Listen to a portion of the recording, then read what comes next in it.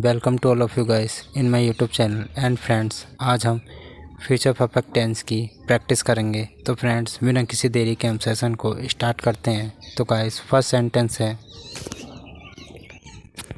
I will have completed my degree by next year. मैं अगले साल तक अपनी डिग्री पूरी कर चुका होऊंगा।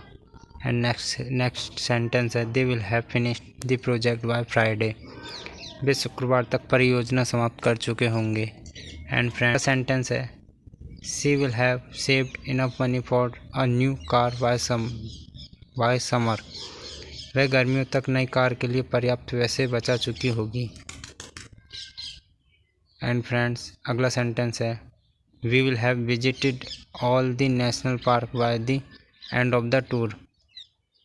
हम यात्रा के अंत तक सभी राष्ट्रीय उद्यानों का दौरा कर चुके होंगे।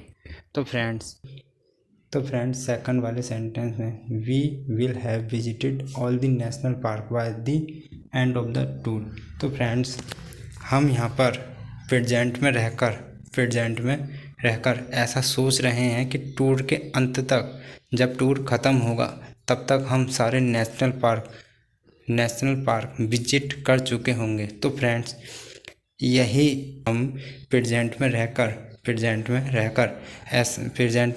ऐसा सोचें या ऐसा मानें कि फ्यूचर के इस टाइम तक हम ये कार्य कर चुके होंगे। तो फ्रेंड्स, उस सिचुएशन के लिए हमें फ्यूचर परफेक्ट टेंस यूज किया जाता है। तो जैसे कि फ्रेंड्स, एग्जाम्पल सेकंड वाला बताता है we will have visited all the national park by the end of the tour.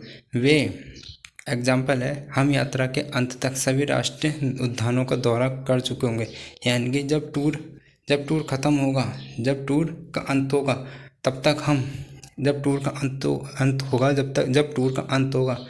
तक हम सारे नेशनल पार्क विजिट कर चुके होंगे। तो फ्रेंड्स, नेक्स्ट सेंटेंस देखते हैं। नेक्स्ट है he will have learned to play the guitar by his birthday. वह अपने जन्मदिन तक गिटार बजाना सीख चुका होगा। एंड नेक्स्ट सेंटेंस है the team will have won the championship by the end of the session. Team season के अंत तक चैम्पियनशिप जीत चुकी होगी। एंड फ्रेंड्स, अगला सेंटेंस है I will have read all the books in the series by next month. मैं अगले महीने तक श्रृंखला की सभी किताबें पढ़ चुका होऊंगा।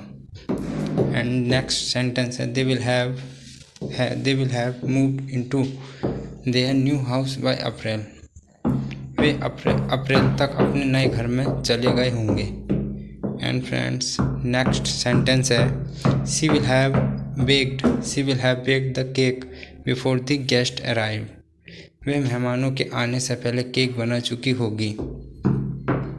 We will have organised the event by the time it start.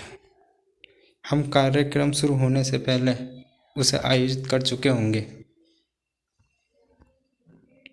I will not have completed my degree by the next year.